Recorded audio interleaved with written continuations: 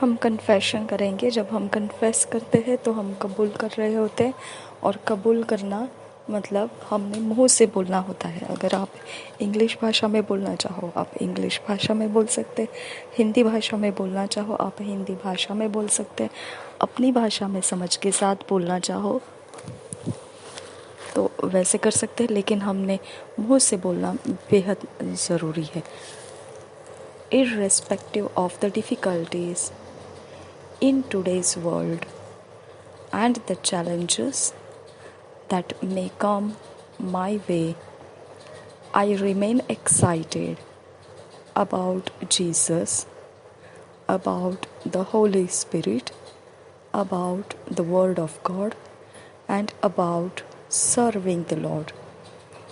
By the guidance of the Spirit, I serve God joyfully and with a perfect heart, prepared and alert as the coming of the Lord draws near. आमीन। इसके बावजूद कितनी परेशानियां आज के जगत भर में है और चुनौतियां जो मेरे मार्ग में आने वाली है, मैं फिर भी उत्साहित रहता हूँ यीशु के विषय में, पवित्र आत्मा के विषय में, परमेश्वर के वचन के विषय में और प्रभु को सेवा करने के विषय में।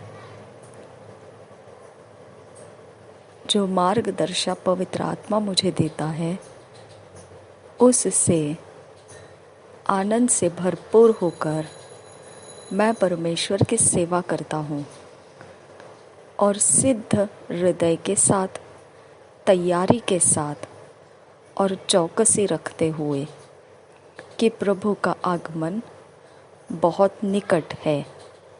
आमीन। आज जो मनन करने के लिए वचन दिया है, मेडिटेट करने के लिए जो वचन है, 2 Timothy 3 chapter 1 verse 2 verse, Deuteronomy 10 chapter 12 verse, 2 Corinthians 5 chapter 14 verse 15 verse। आज मनन करने के लिए जो वचन है, 2 तिमोथियुस की पत्री 3 अध्याय 1 वचन 2 वचन, व्यवस्था विवरण 10 अध्याय 12 वचन, 2 कुरिन्थियों की पत्री 5 अध्याय 14-15 वचन। हम पढ़ेंगे इंग्लिश में किंग्स जेम्स वर्जन में से, हिंदी में पढ़ेंगे BSI बाइबल में से। 2 Timothy 3 chapter 1-2 verse, Kings James version में से पढ़ेंगे। 2 Timothy 3 chapter 1 verse 2 verse।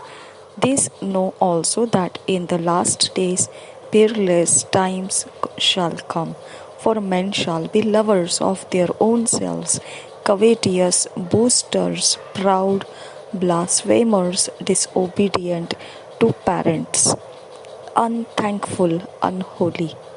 और एक बार पढ़ेंगे 2 Timothy 3 chapter 1 verse 2 verse। This know also that in the last days perilous times shall come, for men shall be lovers of their own selves, covetous, boasters, proud, blasphemers, disobedient to parents, unthankful, unholy।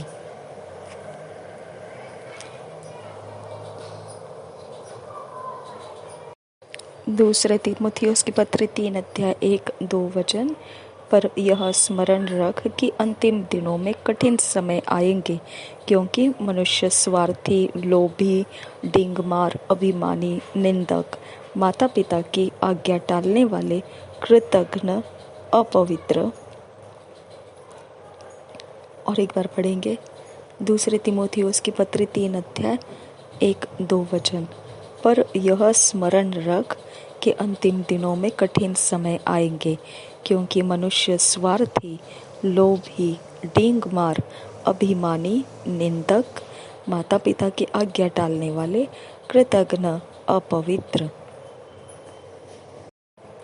ड्यूटरनॉमी 10 chapter 12 verse, Kings James version में से पढ़ेंगे। ड्यूटरनॉमी 10 chapter 12 verse. And now, Israel, what doeth the Lord thy God require of thee, but to fear the Lord thy God, to walk in all his ways, and to love him, and to serve the Lord thy God with all thy heart and with all thy soul. और एक बार पढ़ेंगे ड्यूटरनॉमी 10 अध्याय 12 वचन. And now, Israel, what doeth the Lord thy God require of thee, but to fear the Lord thy God, to walk in all his ways, and to love him, and to serve the Lord thy God with all thy heart and with all thy soul. इसी वचन को हम हिंदी में पढ़ेंगे. व्यवस्था विवरण 10 अध्याय का 12 वचन. अब हे इस्राएल, तेरा परमेश्वर यहोवा तुझसे इसके सिवाय और क्या चाहता है कि तू अपने परमेश्वर यहोवा का भय माने और उसके सारे मार्गों पर चले, उससे प्रेम रखे और अपने पूरे मन और अपने सारे प्राण से उसकी सेवा करे. और एक बार पढ़ेंगे व्यवस्था विवरण 10 अध्याय 12 वचन. अब हे इस्राएल, तेरा परमेश्वर यहोवा तुझसे इसके सिवाय और क्या चाहता है कि तू अपने परमेश्वर यहोवा का भय माने और उसके सारे मार्गों पर चले, उससे प्रेम रखे और अपने पूरे मन और अपने सारे प्राण से उसकी सेवा करे. 2 Corinthians 5 chapter 14-15 verse. 2 Corinthians 5 chapter 14-15 verse. Kings James version में से पढ़ेंगे. For the love of Christ constraineth us, because we thus judge that if one died for all, then we are all dead, and that he died for all, that they which live should not henceforth live unto themselves, but unto him which died for them and rose again. और एक बार पढ़ेंगे 2 Corinthians chapter 5 14-15 verse. For the love of Christ constraineth us, because we thus judge that if one died for all, then we are all dead, and that he died for all, that they which live should not henceforth live unto themselves, but unto him which died for them and rose again. पवित्र आत्मा जो हमने बातें किया है, confession में वचन पढ़ा है, इसमें हमें फिट एंड फिक्स कीजिए. ईश्वरीय रचना डिवाइन ऑर्डरलीनेस में लेकर आइए. नासरी यीशु मसीह के नाम में विनती करते हैं, सुन और कबूल कर पिता. आमीन, आमीन, आमीन.